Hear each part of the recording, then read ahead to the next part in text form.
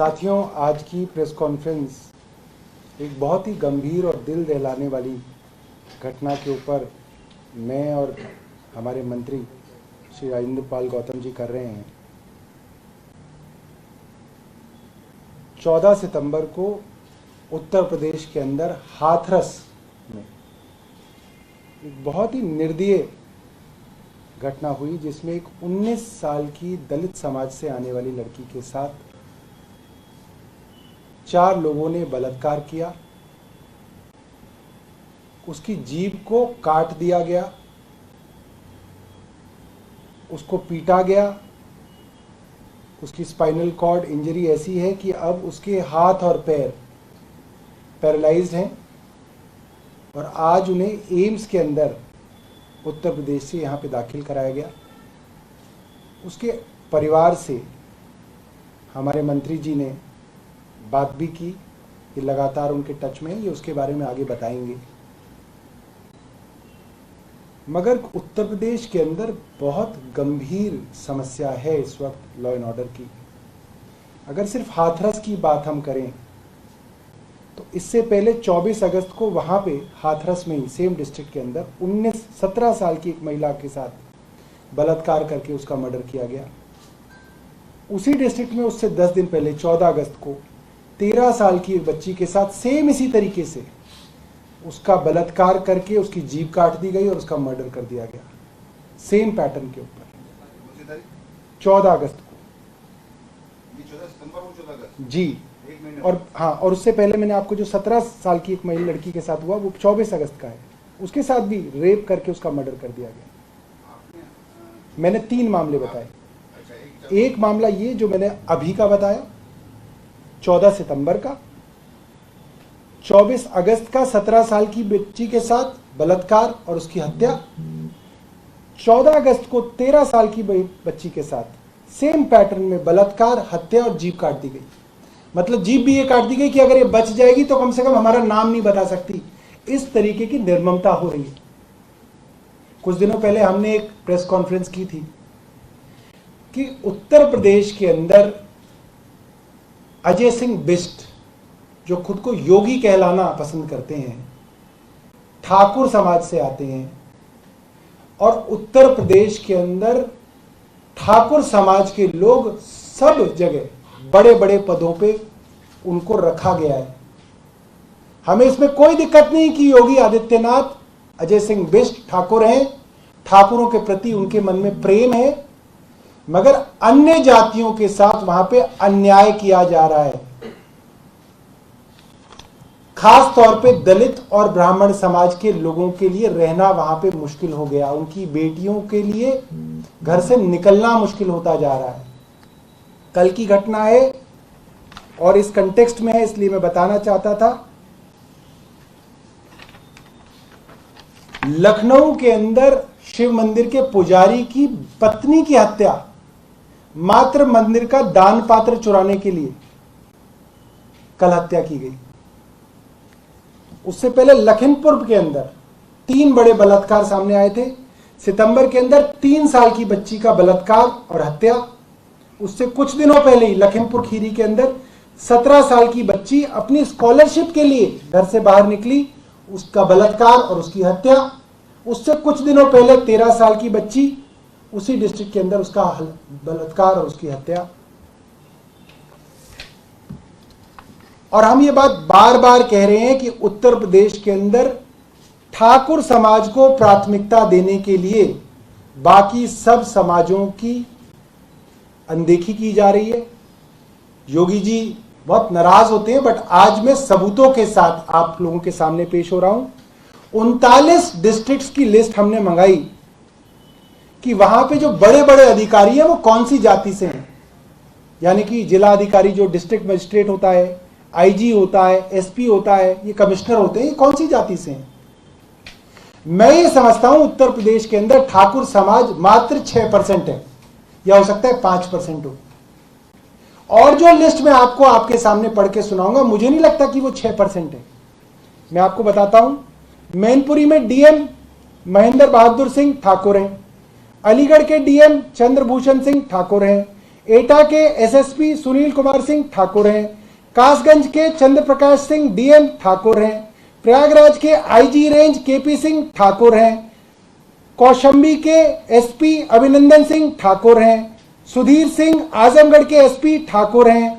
बलिया के डीएम हरिप्रसाद शाही ठाकुर हैं। गौतम बुद्ध नगर के एडीसीपी विजय सिंह ठाकुर हैं। गौतम बुद्ध नगर के सीओ यमुना अनुवीर सिंह ठाकुर हैं। गौतम बुद्ध नगर के कमिश्नर आलोक सिंह ठाकुर हैं। शाहजहांपुर के डीएम इंद्र विक्रम सिंह ठाकुर हैं। ब्रजेश सिंह सुखबीर संत कबीर नगर के एसपी हैं ठाकुर हैं। हमीरपुर के एसपी नरेंद्र कुमार सिंह ठाकुर हैं। बांडा के डीएम आनंद कुमार सिंह ठाकुर हैं। महोबा के डीएम सत्येंद्र कुमार ठाकुर हैं। देवी पतम गोंडा डिस्ट्रिक्ट है, इसके डीआईजी राकेश सिंह ठाकुर हैं। अमेठी के एसपी दिनेश सिंह ठाकुर हैं। कुशीनगर के एसपी विनोद कुमार सिंह ठाकुर हैं। झांसी के आईजी सुभाष सिंह बघेल ठाकुर हैं। कानपुर के वीसी केडीए राकेश कुमार सिंह ठाकुर हैं। कानपुर के एडीजी जय नारायण सिंह ठाकुर हैं। इटावा के डीएम श्रुति सिंह ठाकुर हैं। फर्रुखाबाद के डीएम मानवेंद्र सिंह ठाकुर हैं। कन्नौज के एसपी अमरेंद्र प्रताप सिंह ठाकुर हैं। कानपुर देहात के डीएम दिनेश चंद्र सिंह ठाकुर हैं। लखनऊ के आईजी लक्ष्मी सिंह ठाकुर हैं। लखनऊ के डीएम अखिलेश प्रकाश ठाकुर हैं। लखीमपुर खीरी के डीएम शैलेंद्र सिंह हैं ठाकुर हैं। बुलंदशहर के एसपी संतोष कुमार सिंह वो भी ठाकुर हैं। हापुड़ के डीएम अदिति सिंह वो भी ठाकुर हैं।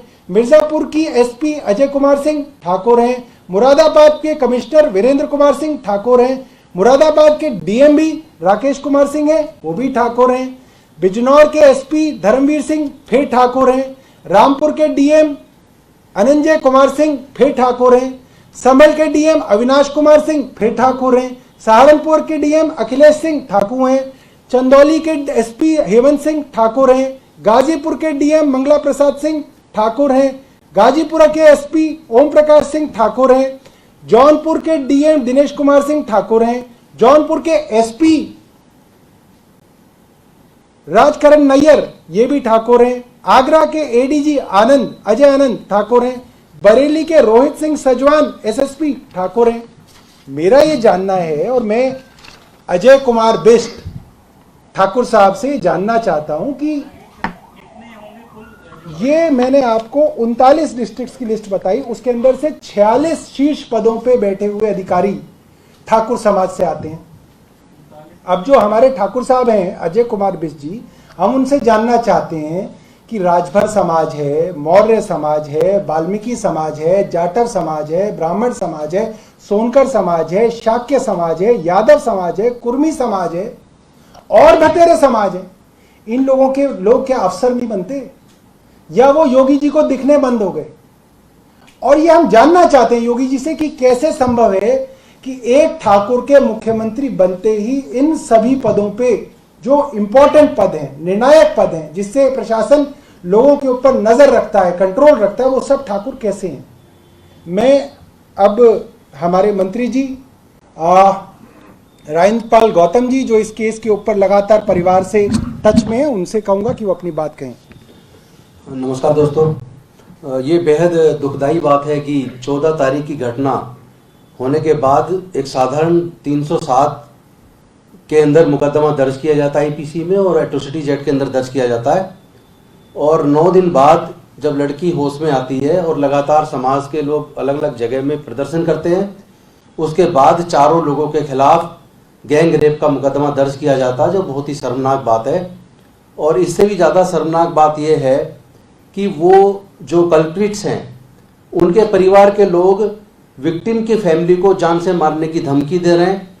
वो कह रहे हैं कि अभी तो कुछ भी नहीं हुआ, अभी तुम्हें सबको गांव से यहाँ से भागना होगा, आपको अब रहने नहीं देंगे और अभी देखिए हम क्या क्या करते हैं। तो इस तरह की शिकायतें आ रही हैं और प्रशासन को जिस तरह की कार्रवाई करनी चाहिए, उनको धमकी देने का मुकदमा दर्ज करके जो जो लोग धमकी दे रहे हैं उनके खिलाफ भी तुरंत कार्रवाई होनी चाहिए। और जो विक्टिम फैमिली है, विक्टिम को कम से कम 1 करोड़ रुपए का मुआवजा दिया जाना चाहिए।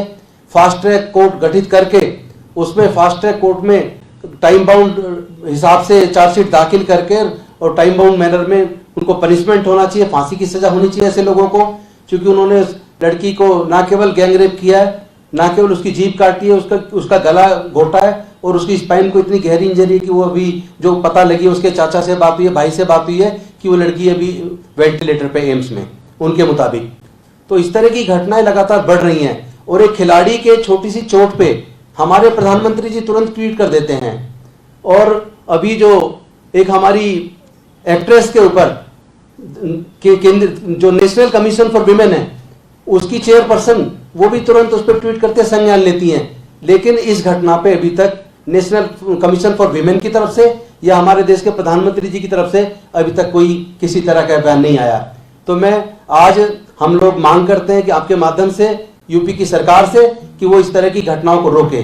जिन कास्ट की बात अभी सौरभ जी कर रहे थे, मैंने पूरा डाटा चेक किया। जब से योगी जी की सरकार यूपी के अंदर आई है, लगातार SC ST OBC और ब्राह्मण समाज के लोगों की हत्याएं हो रही है, लगातार उनके मर्डर हो रहे हैं, उनके घर जलाए जा रहे हैं। और ये सब इसलिए हो रहा है क्योंकि वहां के मुख्यमंत्री की वजह से उनका मनोबल बढ़ रहा है, उनका हौसला बढ़ रहा है, उनके खिलाफ सख्त कार्रवाइयां नहीं हो रही है, जिसकी वजह से उनका हौसला बढ़ता जा रहा है। तो हम लोग मांग करते हैं कि ऐसी घटनाओं को तुरंत रोके। और अभी जो सर्वे निकल के आया वो बहुत ज्यादा शर्मनाक है। जितनी एट्रोसिटीज की घटनाएं हो रही हैं उसमें से 25% से ज्यादा घटनाएं केवल यूपी के अंदर हैं और दूसरे नंबर पे उसमें फिर जो आता है मध्य प्रदेश आता है। तो जहां जहां बीजेपी की सरकार है वहां ज्यादा है और जहां कांग्रेस की सरकारें हैं दूसरे नंबर पे, जैसे राजस्थान के अंदर बहुत ज्यादा घटनाएं हो रही है, मध्य प्रदेश महाराष्ट्र के अंदर घटनाएं हो रही है। तो अगर पूरी घटना के इसको देखें तो जहां भारतीय जनता पार्टी की सरकार है वहां बहुत ज्यादा घटनाएं और दूसरे नंबर पर कांग्रेस शासित प्रदेशों में घटनाएं। ये घटनाएं रुकनी चाहिए। भारत को अगर मजबूत बनाना तो सबको एकजुट होना पड़ेगा और जातिगत जो हमले ये बंद होने चाहिए। धन्यवाद। कोई आपका प्रश्न है तो आप पूछ सकते हैं। तो ये हाथरस वाली लड़की आपने बताया, जो आरोपी हैं वो क्या ठाकुर समाज से? जी, जो मेरी सूचना में है कि चारों के चारों आरोपी ठाकुर समाज से हैं। देखिए ये एक बड़ी अच्छी बात मंत्री जी ने बताई। ठाकुर समाज के लोगों को ये आश्वासन है, वो सब आश्वस्त हैं कि अगर वो कोई भी क्राइम करते हैं उत्तर प्रदेश में तो उनके प्रति प्रशासन जो है वो नर्म रहेगा, क्योंकि प्रशासन के अंदर प्रमुख अधिकारी ठाकुर जाति से बैठे हुए हैं और मुख्यमंत्री खुद अजय सिंह बिष्ट ठाकुर हैं। और आप देखें, ये ऑन रिकॉर्ड है कि जब से अजय सिंह बिष्ट मुख्यमंत्री बने हैं ठाकुरों द्वारा अपराध सबसे ज्यादा किए जा रहे हैं और दलितों और ब्राह्मणों के ऊपर अपराध सबसे ज्यादा किए जा रहे हैं। ये ऑन रिकॉर्ड है, इसके अंदर कोई शर्म की मतलब कोई बनाई हुई बात नहीं है, ये बिल्कुल ओपन है और यूपी में घर घर में ये बात हो रही है।